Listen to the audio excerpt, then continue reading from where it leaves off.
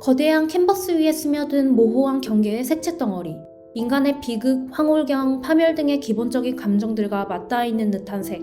절제된 이미지 속에서 느껴지는 숭고한 정신과 감정. 이 그림을 본 관람객들은 모두 그림에 사로잡혀 눈물을 흘렸습니다. 단순해 보이는 색채로 우리의 마음을 어루만져주는 화가 마크 로스코입니다.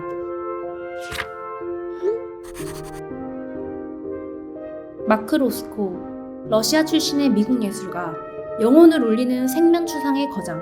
미국의 한 갤러리에서 진행한 설문조사에 따르면 당신은 미술작품을 보고 눈물을 흘려본 적이 있는가? 라는 질문에 그렇다라고 대답한 사람들 중 70%가 마크 로스코의 그림을 보고 눈물을 흘렸다고 합니다. 그렇다면 우리는 왜 그의 작품을 보고 눈물을 흘리고 편안해지고 위로받는 감정을 느끼게 되는 걸까요? 유대인 가족의 사남매 중 막내로 태어난 그는 10살이 되던 해 유럽의 반유대주의를 피해 미국으로 이민을 가게 됩니다.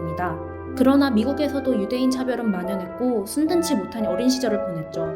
하지만 명석하고 성실했던 로스코는 예일대에 입학하게 되지만 학비를 벌기 힘들어져 결국 그만두고 맙니다. 갈 곳을 잃은 그는 뉴욕으로 향했습니다. 돈을 벌기 위해 여러 일을 하던 어느 날 로스코는 인체 드로잉을 공부하던 친구 집을 방문하게 되고 뜻하지 않은 장소에서 자신의 운명을 만나게 됩니다. 바로 예술 말이죠. 초기의 로스코는 초현실주의적인 경향을 띱니다. 대부분 그가 전업으로 예술을 시작하기 전 작품들이죠. 그의 초현실주의 시대를 대표하는 작품 바다 가장자리의 그 느린 소용돌이는 조안 미로와 같은 초현실주의 예술가들에 의해 만들어진 흥미로운 아이디어에 영감을 받은 것입니다. 1940년대까지 그의 작품은 추상 그 자체였지만 이후 자신과 같은 유대인 화가 막스 웨버를 만나게 되며 표현주의 작품을 그리기도 했죠. 로스코는 제2차 세계대전 등의 정세로 한층 더 복잡해진 현대사회에서 기존의 미술 양식이 현대인의 감정을 담아내기 힘들다고 생각했습니다. 1943년 이후에는 미국 추상표현주의를 대표하는 클리포드 스틸을 만나 생면회화를 발전시키게 되죠. 1940년대 말에는 화면에서 제한적인 요소를 모두 제거하고 캔버스에 서서히 물감을 스며들게 하며 생면을 만들어내는 자신만의 독특한 양식을 발전시켰습니다. 열정적으로 생면회화 작업에 몰두하던 로스코는 뉴욕 맨하튼에서 1945년 개인전을 가지며 뉴욕 미술계로부터 큰 주목을 끌기 시작합니다. 1950년에는 뉴욕 화파의 일원이 되고 1961년 모마 뉴욕 현대미술관에서 열린 미국 예술가 15인전에 참여하며 최고의 미술가라는 명성을 얻게 된 로스코.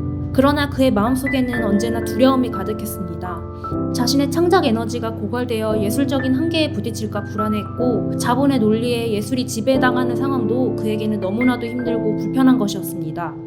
최고의 미술가로서 작품 활동을 이어가던 그는 1968년 건강이 악화된 후 몸에 가해지는 부담을 줄이기 위해 캔버스 대신 종이에 유화 대신 아크릴 물감으로 재료를 바꿔 작품을 그리기 시작합니다. 그러나 이미 그는 자신이 존재하는 세상, 자신이 그리는 작품에 대한 회의감과 만성적인 우울증에 빠져 있었고 자신도 거대한 자본주의에 종속되었다는 무력감이 그의 우울증을 심화시켰습니다.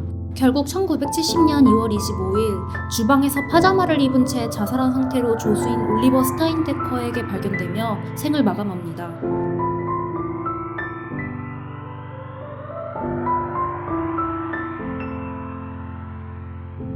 45cm 떨어진 거리에서 봐야 가장 완벽하다는 로스코의 작품. 거대한 그의 그림을 한눈에 담을 수 없는 가까운 거리지만 그는 어떤 것도 자신의 그림과 관객 사이에 있어서는 안 된다고 했습니다. 또한 그는 자신의 작품을 무언가로 해석하려는 시도도 거부했습니다. 특정적인 언어로 한정하는 것이 아닌 관객과 작품이 맞닿았을 때 발생하는 감정의 교류에 관심을 갖고 평생을 작업에 몰두했죠. 내 그림 앞에서 감정을 터뜨려 오는 사람이 있다면 그 순간이 바로 내가 그림으로 소통하는 순간이다. 내가 그 그림을 그릴 때 느꼈던 일종의 종교적인 경험과 동일한 체험을 하는 것이다. 예술의 감상은 진정한 정신과의 결합에서 온다는 마크 로스코. 그의 작품을 보고 감정의 동요가 있으셨나요?